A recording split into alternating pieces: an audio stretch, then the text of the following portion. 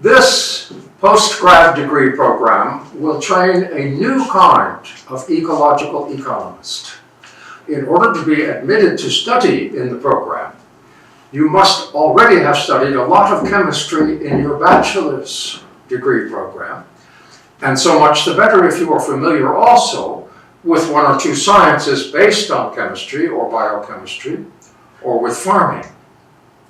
The reason why I have invented this program is that most economics professors, even now in the third decade of the 21st century, are hesitating to take seriously the decline of the capacities of our planet Earth to supply natural services such as serviceable weather and valuable natural goods such as fossil fuels, ores, and good topsoil to humankind at an adequate rate.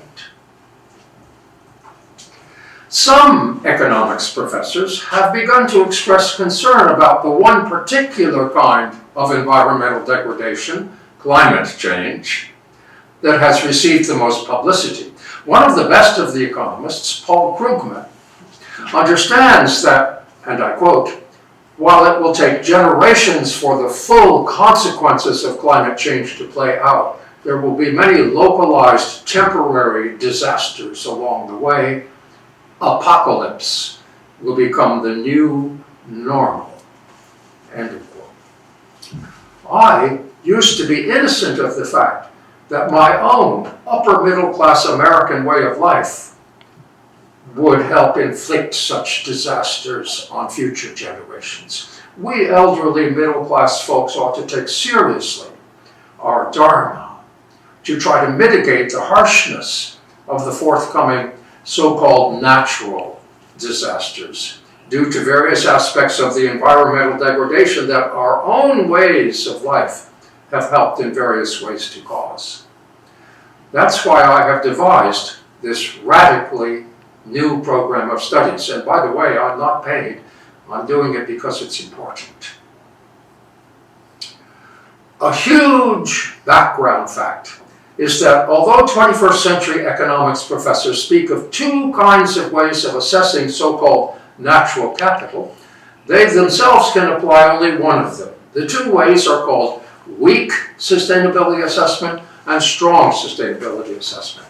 Market economists can do the weak kind, but the strong kind can be done only by people who have studied chemistry and this or that science making use of chemistry, such as mineralogy, materials science, meteorology, agronomy, nutrition, or epidemiology. Many economics professors have studied physics, but it's quite likely that there does not exist at any university anywhere in the world an economics professor with competence in the science of chemistry or in any science based on chemistry. Weak sustainability assessments assign monetary values to so-called natural capital. A dozen years ago, a team of first-rate market economists made such an assessment of the trees in India. By calculating, this was the main factor in their assessment, how much money the lumber from all of the trees would fetch if the current average price per kilogram of lumber didn't die because of a glut in the market.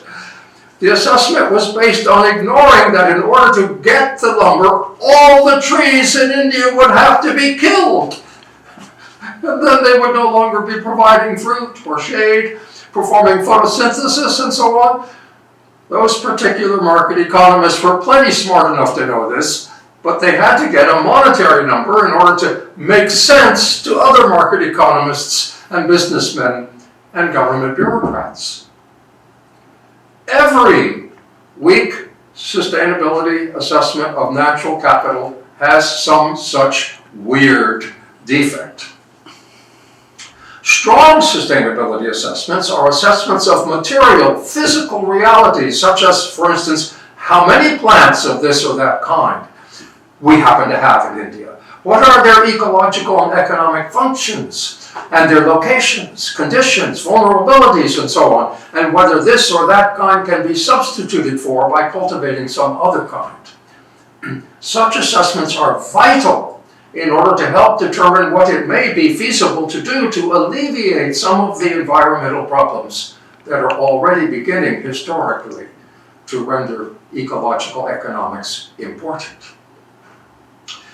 The MGMU program will include courses in neoclassical economic theory that is taught in economics departments and business schools, but with some criticisms and adaptations instead of offering that theory as universally received truth with a capital T.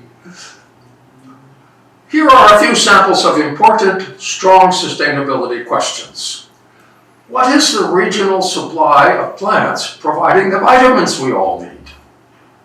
How can India achieve Swadeshi in regard to supply of ingredients for pharmaceuticals? What about fresh water in Maharashtra? How will the electric grid continue to function when the supply of copper from the Earth's stock of copper ore becomes exhausted in the next 2 or 3 decades? And here's an example of how our teaching in this MGM program will differ from grade school or undergrad teaching in describing each theoretical concept that ecologists devise, such as ecological footprint, carbon dioxide equivalent, and thermodynamic rarity. Our teaching will explain the units of measure used in making the assessments and will explain how the phenomena under consideration are assessed in terms of those units of measure, and will explain the advantages and limitations of assessing in such terms. For instance, the unit of measure for ecological footprint is hectares, which is useless for estimating amounts of fossil fuels, whereas the unit of measure for thermodynamic rarity is kilowatts, which is useless for estimating vitamin deficiencies, yet each of the various different kinds of units of measure may be well suited to making some useful kind of strong sustainability assessment.